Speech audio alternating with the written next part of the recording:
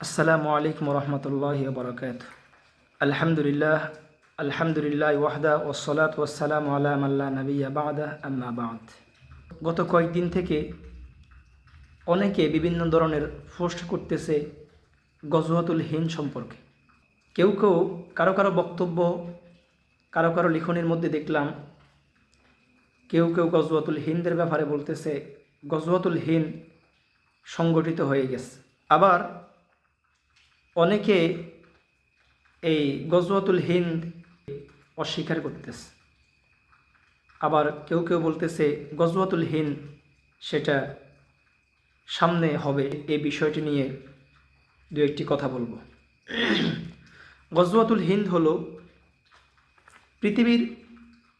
পৃথিবীতে সবচেয়ে বড় যে ধর্মযুদ্ধ সংগঠিত হবে সেটাই হলো গজওয়াই হিন্দ, অর্থাৎ হিন্দুস্তানে, ভারতবর্ষে মুসলমানদের সাথে মূর্তি পূজকদের এক ধর্মযুদ্ধ, যার ব্যাপারে রাসূল সাল্লাল্লাহু আলাইহি সাল্লাম বিভিন্ন হাদিসের মধ্যে বলেছেন এবং যারা এই যুদ্ধের মধ্যে অংশগ্রহণ করবে তাদের অনেক ফজিলতের ব্যাপারও হাদিসের মধ্যে আল্লাহ রাসূল সাল্লাল্লাহু আলাইহি সাল্লাম বলেছেন। এই সম্মানিত যুদ্ধের মধ্যে মুসলমানদের সংখ্যা হবে কম, মুসলমানদের বিপরীত অমুসলিমদের মূর্তি পূজকদের সংখ্যা হবে অনেক বেশি। এই মহান সম্মানিত যুদ্ধে জিহাদের মধ্যে অসংখ্য মুসলমান শাহাদাত বরণ করবেন।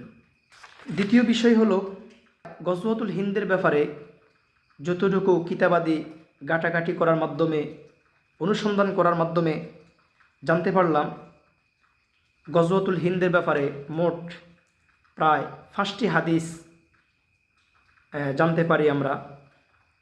এই 5টি হাদিসের মধ্যে আমি 3টি হাদিসের কথা উল্লেখ করব। 1 নম্বর, রাসূল সাল্লাল্লাহু আলাইহি সাল্লামের সাহাবী হযরত সাওবান রাদিয়াল্লাহু তাআলা আনহু থেকে বর্ণিত। তিনি বলেন, ক্বালা রাসূলুল্লাহি সাল্লাল্লাহু আলাইহি সাল্লাম ইসাবাতানি মিন উম্মতি আহরাজাহুমুল্লাহু মিনান নার, ইসাবাতুন তাগজুল হিন্দা ওয়া ইসাবাতুন তাকুনু মা ঈসা ইবনে মারইয়াম আলাইহিস সালাম। রাসূল সাল্লাল্লাহু আলাইহি সাল্লাম বলেছেন, আমার উম্মতের 2টি দলকে আল্লাহ তাআলা জাহান্নাম থেকে মুক্তি দান করেছেন। একটি দল, যেই দল হিন্দুস্তানে অমুসলিমদের বিরুদ্ধে যুদ্ধ করবে, আরেকটি দল যারা হযরত ঈসা আলাইহিস সালাতু ওয়াস সালামের সাথে থাকবে। এই হাদিসটি আল জামি আস-সহিহ লিস-সুনান 2 নম্বর খণ্ডের 490 নম্বর পৃষ্ঠার মধ্যে রয়েছে এবং আল মু'জামুল আওসাত লিত-তাবরানির হাদিস নাম্বার 6741 নম্বর হাদিস। মুসনাদে আহমদ ইবনে হাম্বলের মধ্যেও হাদিসটি রয়েছে, তার সংখ্যা হলো 22396 নম্বর। আস-সুনানুল কুবরা লিল বাইহাকির মধ্যেও হাদিসটি রয়েছে, হাদিস নাম্বার হলো 18600। ইমাম নাসাই রহমতুল্লাহ আলাইহি তার সুনানুন নাসাইর মধ্যেও হাদিসটি উল্লেখ করেছেন, হাদিস নাম্বার হলো 3175 নম্বর হাদিস। আল্লামা ইবনে কাসির রহমতুল্লাহ আলাইহি তার বিখ্যাত কিতাব আল বিদায়া ওয়ান নিহায়ার মধ্যেও হাদিসটি উল্লেখ করেছেন 6 নম্বর খণ্ডের 322 নম্বর পৃষ্ঠায়। এছাড়াও এই হাদিসটি আরও অনেক কিতাবের মধ্যে রয়েছে, যেমন ইমাম বুখারী রহমতুল্লাহ আলাইহি তার তারিখে কাবীরের মধ্যে হাদিসটি উল্লেখ করেছেন। এভাবে আল্লামা শামসুদ্দিন জাহাবি রহমতুল্লাহ আলাইহি তিনিও এই হাদিসটিকে উল্লেখ করেছেন। আল্লামা কামালউদ্দিন মিজি রহমতুল্লাহ আলাইহি তিনিও তাহজিবুল কামালের মধ্যে হাদিসটি উল্লেখ করেছেন। আরও অনেক কিতাবের মধ্যে এই হাদিসটি বর্ণিত রয়েছে। এই হাদিসটি মুহাদ্দিসিন উলামায়ে কেরামদের মধ্যে হাদিসটি সহিহ। আল্লামা শায়েখ নাসিরউদ্দিন আলবানী রাহিমাহুল্লাহ তিনিও হাদিসটিকে সহিহ বলেছেন। এছাড়াও আরও অনেক মুহাদ্দিস উলামায়ে কেরাম হাদিসটিকে সহিহ বলেছেন। 2 নম্বর হাদিস, এই হাদিসটি হযরত আবু হুরায়রা রাদিয়াল্লাহু তাআলা আনহু থেকে বর্ণিত। তিনি বলেন, ওয়াদানা রসুল্লাহ সাল্লাল্লাহু আলাইহি সাল্লাম গজওয়াত আল হিন্দ। রাসূল সাল্লাল্লাহু আলাইহি সাল্লাম আমাদেরকে হিন্দুস্তানে মুসলমানদের সাথে অমুসলিমদের মূর্তি পূজকদের মহা ধর্মযুদ্ধের ব্যাপারে প্রতিশ্রুতি দিয়েছেন। ফাইন আদরাকতুহা উনফিক মিনহা নাফসি ওয়া মালি। আমি এই যুদ্ধ অংশগ্রহণ করতে পারি, আমি আমার জান মাল এই যুদ্ধের মধ্যে খরচ করব। ফাইন উক্তাল কুনতু মিন আফদলি শুহাদা। আর আমি এই যুদ্ধের মধ্যে শাহাদাত বরণ করি, তাহলে আমি হব সর্বোত্তম শহীদ। ওয়াইন আরজিউ ফাআনা আবু হুরায়রা আল মুহাররার। আর আমি এই যুদ্ধ থেকে গাজী হয়ে ফিরে আসতে পারি, তাহলে আমি আবু হুরায়রা স্বাধীন মুক্ত, অর্থাৎ আমি জাহান্নাম থেকে মুক্ত। এই হাদিসটি নাসাই শরীফের মধ্যে রয়েছে, যদিও নাসাই শরীফের এই হাদিসটি মুহাদ্দিসিন উলামায়ে কেরামের দৃষ্টিতে হাদিসটি জয়ীফ। নাসাই শরীফের হাদিস নাম্বার হলো 3174 নম্বর হাদিস। এভাবে এই হাদিসটি আরও অনেক কিতাবের মধ্যে রয়েছে, যেমন মুসনাদে আহমদ ইবনে হাম্বলের মধ্যে রয়েছে হাদিস নাম্বার 7128 নম্বর, সুনানে সাঈদ ইবনে মানসুর হাদিস নাম্বার 2374 নম্বর। কিতাবুল ফিতান ইমাম বুখারী রহমতুল্লাহ আলাইহির উস্তাদ নুআইম বিন হাম্মাদ রাহিমাহুল্লাহ তিনিও তার কিতাবুল ফিতানের মধ্যে উল্লেখ করেছেন 1237 নম্বর হাদিস।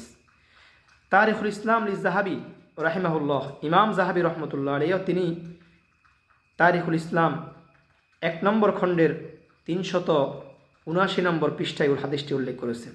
সিয়ারু আলামিন নুবালার মধ্যে এই হাদিসটি 1 নম্বর খণ্ডের 331 নম্বর পৃষ্ঠার মধ্যে উল্লেখ করা হয়েছে। আল বিদায়া ওয়ান নিহায়ার 6 নম্বর খণ্ডের 249 নম্বর পৃষ্ঠায় হাদিসটি উল্লেখ করা হয়েছে। এভাবে ইমাম বাইহাকি রহমতুল্লাহ আলাইহি তিনি তার বিখ্যাত কিতাব দালাইলুন নবুওয়ার 6 নম্বর খণ্ডের 336 নম্বর পৃষ্ঠায় হাদিসটি উল্লেখ করেছেন। সামগ্রিকভাবে সনদের সর্বদিক লক্ষ্য করা হয়, অবশ্যই হাদিসটিকে হাসান পর্যায়ের বলা যায়। মুহাদ্দিসিন উলামায়ে কেরাম হাদিসটিকে হাসান পর্যায়ের বলেছেন। সুতরাং আমরা এই 2টি হাদিস থেকে জানতে পারলাম যে গজওয়াতুল হিন্দ হিন্দুস্তানের মুসলমানদের সাথে অমুসলিমদের মূর্তি পূজকদের যে মহান অনেক বড় ধর্মযুদ্ধ সংঘটিত হবে, সেটা রাসূল সাল্লাল্লাহু আলাইহি সাল্লাম এই হাদিসের মধ্যে সুস্পষ্টভাবে বলেছেন। 3 নম্বর আমি আরেকটি হাদিস বলি। এই হাদিসটি হযরত আবু হুরায়রা রাদিয়াল্লাহু তাআলা আনহু থেকে বর্ণিত। তিনি বলেন, ক্বালা রাসূলুল্লাহ সাল্লাল্লাহু আলাইহি সাল্লাম ওয়া যাকারাল হিন্দ। আমি সহজের জন্য হাদিসটির শুধুমাত্র অনুবাদ বলতেছি। রাসূল সাল্লাল্লাহু আলাইহি সাল্লাম সাহাবায়ে কেরামদেরকে নিয়ে ভারতবর্ষের আলোচনা করেছেন। অতঃপর তিনি বলেন, লা ইয়াগজুওয়ান্নাল হিন্দা লাকুম জাইশুন ইয়াফতাহুল্লাহু আলাইহিম হাত্তা ইয়াতু বিমুলুকিহিম মুগাল্লালিনা বিসসালাসিল ইয়াগফিরুল্লাহু যুনুবাহুম। রাসূল সাল্লাল্লাহু আলাইহি সাল্লাম তিনি বলেন যে মুসলমানদের একটি সৈন্যদল তারা হিন্দুস্তানে অমুসলিমদের বিরুদ্ধে যুদ্ধ করবে, আল্লাহ তাআলা তাদেরকে বিজয় দান করবেন। এমনকি তারা হিন্দুস্তানের ভারতবর্ষের রাজা বাচ্চাদেরকে ডান্ডা বেড়ি পরিয়ে আমিরুল মুমিনিনের কাছে বন্দি করে নিয়ে আসবেন। অতঃপর তারা সিরিয়া যখন আসবে, তারা হজরত ঈসা আলাইহিস সালাতু ওয়াস সালামের সাথে সাক্ষাৎ লাভ করবে। সাহাবী হজরত আবু হুরায়রা তিনি বলেন, ইন আদরাকতু তিলকাল গজওয়া বিআইতু কুল্লা তারিফিন লি ওয়া তালিদিন ওয়া গাযাউতুহা। আমি সেই যুদ্ধে অংশগ্রহণ করতে পারি, তাহলে আমি আমার নতুন পুরাতন সমস্ত সম্পদ আল্লাহ তাআলার রাস্তায় ওই যুদ্ধের মধ্যে আমি খরচ করব এবং সব সম্পদ বিক্রয় করে আমি ওই যুদ্ধের মধ্যে অংশগ্রহণ করব। আল্লাহ তাআলা আমাদেরকে বিজয় দান করেন, অথবা যখন আল্লাহ তাআলা আমাদেরকে বিজয় দান করবেন, আমরা যুদ্ধ থেকে ফিরে আসব, তখন আমি আবু হুরায়রা স্বাধীন হয়ে ফিরে আসব। তিনি বলেন, অতঃপর তারা সেই বাহিনী সেই কাফেলা শামে সিরিয়াতে আসবে, সেখানে তারা হজরত ঈসা আলাইহিস সালাতু ওয়াস সালামকে পাবে। সাহাবী আবু হুরায়রা বলেন, আমার অনেক আশা ইচ্ছা হলো আমি তার নিকটবর্তী হব এবং আমি তাকে গিয়ে বলবো, হে আল্লাহ রসুল, আমি আপনার সংস্রব গ্রহণ করেছি। এই কথা শুনে সাহাবী হজরত আবু হুরায়রা রাদিয়াল্লাহু তাআলা আনহুর এমন বক্তব্য শুনে রাবি বলেন, রাসূল সাল্লাল্লাহু আলাইহি সাল্লাম মুস্কি হেসে দিলেন এবং হাসি দিয়ে তিনি বললেন, হাইহাতা হাইহাতা, অনেক দূরে অনেক দূরে। এই হাদিসটি ইমাম বুখারী রহমতুল্লাহ আলাইহির উস্তাদ নুআইম বিন হাম্মাদ রাহিমাহুল্লাহ তাআলা তিনি কিতাবুল ফিতানের হাদিস নাম্বার 1236 নাম্বার কিতাবুল ফিতানের মধ্যে তিনি উল্লেখ করেছেন। এভাবে মুসনাদে ইসহাক ইবনে রাহওয়াই তিনিও হাদিসটিকে তার কিতাবের মধ্যে উল্লেখ করেছেন। হাদিস নাম্বার হলো 537 নাম্বার হাদিস। এই তিনটি হাদিস আমি গজওয়াতুল হিন্দ সম্পর্কে, অর্থাৎ হিন্দুস্তানে মুসলমানদের সাথে মূর্তি পূজকদের যে ধর্মযুদ্ধ সংঘটিত হবে, এই তিনটি হাদিস উল্লেখ করেছি। এছাড়াও আরও 2টি হাদিস রয়েছে। এই হাদিসগুলো থেকে স্পষ্ট পাওয়া যায় যে হিন্দুস্তানে মুসলমানদের সাথে অমুসলিমদের, অর্থাৎ হিন্দুদের অমুসলিমদের ধর্মযুদ্ধ সংঘটিত হবে, যেটা এই হাদিসগুলো থেকে স্পষ্ট পাওয়া যায়। দ্বিতীয় বিষয় হলো, 3 নম্বর বিষয় হলো, এই যুদ্ধের মধ্যে রাসূল সাল্লাল্লাহু আলাইহি সাল্লাম যারা অংশগ্রহণ করবে মুজাহিদিনে কেরাম, তাদের ব্যাপারে কি সুসংবাদ দিয়েছেন। হাদিসগুলো থেকে আমরা কয়েকটি জিনিস বুঝতে পারি। 1 নম্বর হলো, এই যুদ্ধে যারা সম্পদ ব্যয় করবে তাদের অনেক ফজিলত। সাধারণত জিহাদের মধ্যে সম্পদ ব্যয় করা অনেক ফজিলতের বিষয়, কিন্তু এই গজওয়াতুল হিন্দের মধ্যে যারা সম্পদ ব্যয় করবে তাদের ফজিলত হবে আরও অনেক বেশি, যেটা সাহাবী হজরত আবু হুরায়রা রাদিয়াল্লাহু তাআলা আনহুর রিওয়ায়াত থেকে স্পষ্টভাবে বোঝা যায়। এজন্য তিনি বলেছেন যে আমি যদি সেই যুদ্ধ যদি পাই, তাহলে বিয়তু কুল্লা তারিফিন লি ওয়া তালিদিন ওয়া গাযাউতুহা, আমি আমার নতুন পুরাতন সমস্ত সম্পদ বিক্রয় করে দিব, এরপরে দিয়েও আমি ওই যুদ্ধের মধ্যে অংশগ্রহণ করব। দ্বিতীয়, এখানে হাদিসগুলোর মধ্যে মুজাহিদিনে কেরামদের জন্য দ্বিতীয় যেই সুসংবাদ দেওয়া হয়েছে সেটা হলো, এই যুদ্ধের মধ্যে যারা শাহাদাত বরণ করবে তাদের মর্যাদা অনেক বেশি হবে, অনেক বেশি। জিহাদের ময়দানে শাহাদাত বরণ করলে মর্যাদা তো এমনিতেই বেশি, কিন্তু এই গজওয়াতুল হিন্দের মধ্যে যারা শাহাদাত বরণ করবে তাদের মর্যাদা হবে অনেক বেশি, যেটা সাহাবী হজরত আবু হুরায়রা রাদিয়াল্লাহু তাআলা আনহুর রিওয়ায়াতের মধ্যে, হাদিসের মধ্যে স্পষ্টভাবে বোঝা যায়। তিনি বলেছেন, ফাইন উক্তালু কুনতু মিন আফদলিশ শুহাদা, এই যুদ্ধের মধ্যে যারা অংশগ্রহণ করবে, শাহাদাত বরণ করবে, তারা হলো সর্বোত্তম শহীদ। 3 নম্বর যেই সুসংবাদ, এই যুদ্ধের মধ্যে যারা শাহাদাত বরণ করবে তাদের 3 নম্বর সুসংবাদ হলো, আল্লাহ রাব্বুল আলামিন যারা এই যুদ্ধের মধ্যে অংশগ্রহণ করবে তাদেরকে জাহান্নাম থেকে মুক্তির সুসংবাদ দান করেছেন, জাহান্নাম থেকে মুক্তির সুসংবাদ দান করেছেন। 4 নম্বর, এই হাদিসগুলো থেকে আমরা জানতে পারি আল্লাহ রসুল সাল্লাল্লাহু আলাইহি সাল্লাম তিনি ওয়াদা করেছেন এই গজওয়াতুল হিন্দ সেটা মুসলমানরাই বিজয় লাভ করবে এবং প্রচুর পরিমাণ গনিমতের সম্পদ অর্জন করবে। 5 নম্বর যে বিষয়টি এখানে পাওয়া যায়, 5 নম্বর সুসংবাদ, এটাও একটি সুসংবাদ যে যারা সর্বশেষ যারা এই যুদ্ধ পরিচালনা করে বিজয় লাভ করবে, সেই কাফেলা সিরিয়া গিয়ে হজরত ঈসা আলাইহিস সালাতু ওয়াস সালামের সাথে সাক্ষাৎ লাভ করবে। 7 নম্বর যেই সুসংবাদটি রয়েছে সেটা হলো, এই যুদ্ধ মুসলমানরা সুনিশ্চিত, আল্লাহ রসুল সাল্লাল্লাহু আলাইহি সাল্লাম আরেকটি রিওয়ায়াতের মধ্যে রয়েছে, আল্লাহ রসুল এবং আল্লাহ তাআলা আমাদেরকে প্রতিশ্রুতি দিয়েছেন, মুসলমানদেরকে প্রতিশ্রুতি দিয়েছেন এই যুদ্ধ একমাত্র মুসলমানরাই বিজয় লাভ করবে। 3 নম্বর যে বিষয়টি বলবো সেটা হলো, এই যুদ্ধটা কি হয়ে গেল কিনা। এক্ষেত্রে কোন উলামায়ে কেরাম, যেমন আল্লামা ইবনে কাসির রহমতুল্লাহ আলাইহি, তিনি তার আল বিদায়া ওয়ান নিহায়ার মধ্যে উল্লেখ করেছেন এই যুদ্ধ হয়ে গেছে।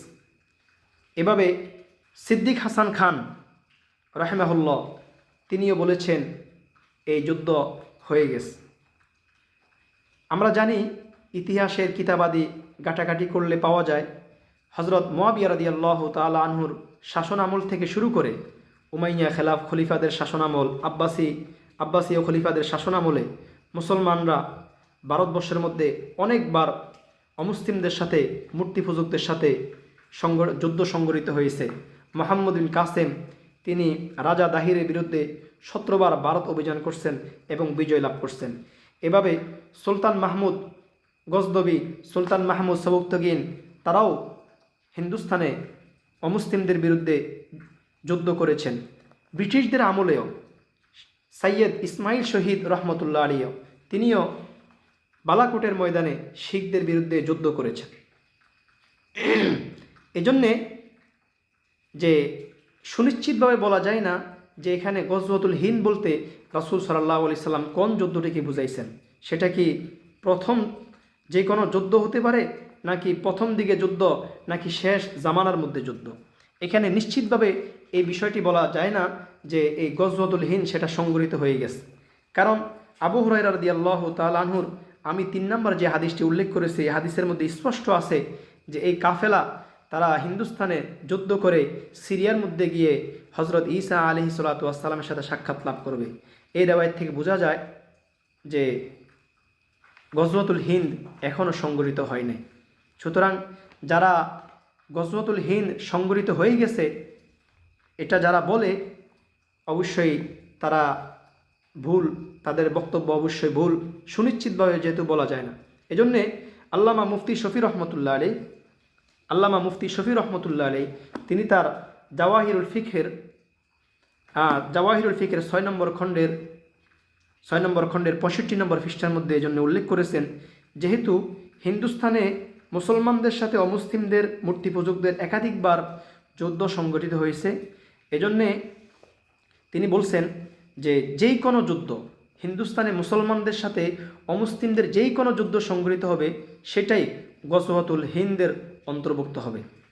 সর্বশেষ বলি, যারা বিভ্রান্ত ছড়াচ্ছে যে গজওয়াতুল হিন্দ হয়ে গেছে, অবশ্যই তারা আরেকটু তাহকিক করা দরকার। এটা এরকম বিভ্রান্ত না ছড়ানোটাই বেশি ভালো। আল্লাহ তাআলা আমাদেরকে সঠিকটি বোঝার তৌফিক দান করুক।